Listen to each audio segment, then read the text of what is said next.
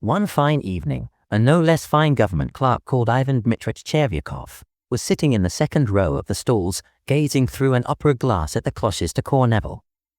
He gazed and felt at the acme of bliss. But suddenly, in stories one so often meets with this, but suddenly. The authors are right, life is so full of surprises. But suddenly his face puckered up, his eyes disappeared, his breathing was arrested. He took the opera glass from his eyes, bent over and Apchee! He sneezed, as you perceive. It is not reprehensible for anyone to sneeze anywhere. Peasants sneeze, and so do police superintendents, and sometimes even privy councillors. All men sneeze. Chekhov was not in the least confused. He wiped his face with his handkerchief, and like a polite man, looked round to see whether he had disturbed anyone by his sneezing. But then he was overcome with confusion.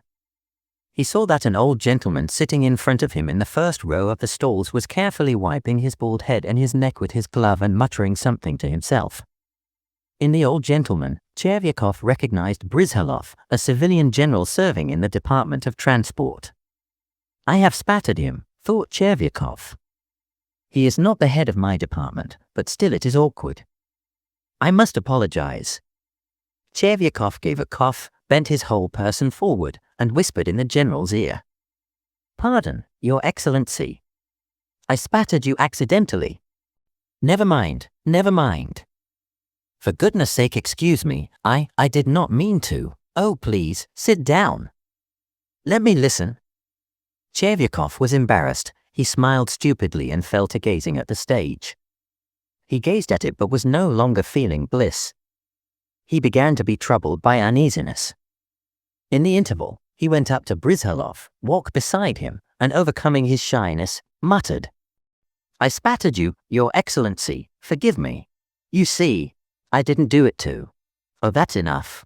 I'd forgotten it and you keep on about it, said the general, moving his lower lip impatiently. He has forgotten, but there is a fiendish light in his eye, thought Chekhov, looking suspiciously at the general. And he doesn't want to talk. I ought to explain to him that I really didn't intend, that it is the law of nature, or else he will think I meant to spit on him. He doesn't think so now, but he will think so later. On getting home, Chekhov told his wife of his breach of good manners. It struck him that his wife took too frivolous a view of the incident.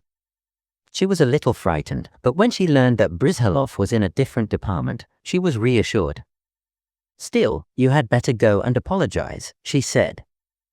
Or he will think you don't know how to behave in public. That's just it. I did apologize, but he took it somehow queerly.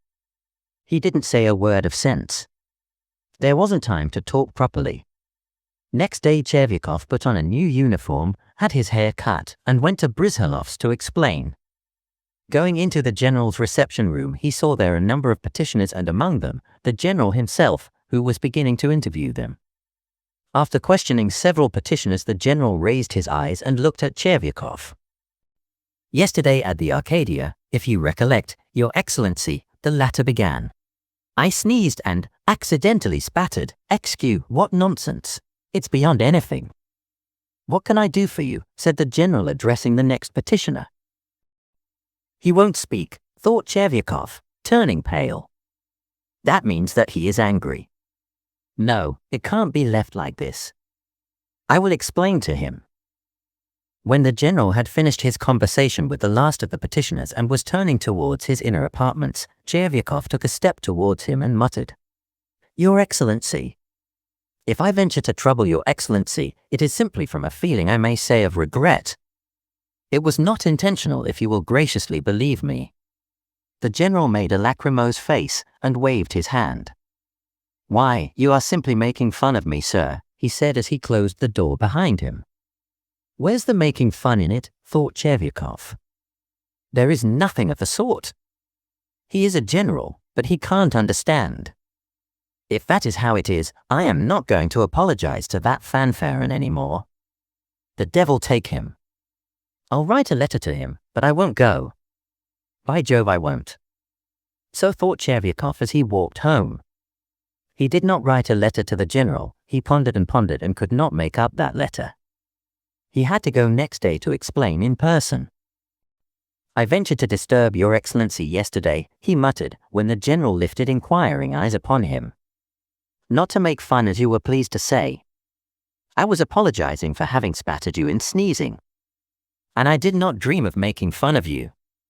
Should I dare to make fun of you? If we should take to making fun, then there would be no respect for persons. There would be off," yelled the general, turning suddenly purple and shaking all over. "What?" asked Cheryakov in a whisper, turning numb with horror. "Be off," repeated the general, stamping. Something seemed to give way in Chervyakov's stomach. Seeing nothing and hearing nothing, he reeled to the door, went out into the street, and went staggering along. Reaching home mechanically, without taking off his uniform, he lay down on the sofa and died.